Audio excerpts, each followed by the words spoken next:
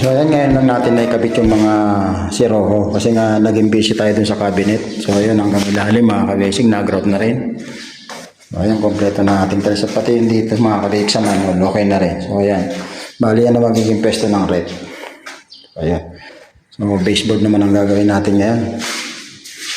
Makompleto natin yung baseboard na yan, paikot. Ito, isang coating pa to eh. Yan, kasi mapapla pa. So siguro bukas puro cabinet ang gagawin natin, puro masilya, pintura na lang. So sa tiles okay na tayo dito mga kabesi.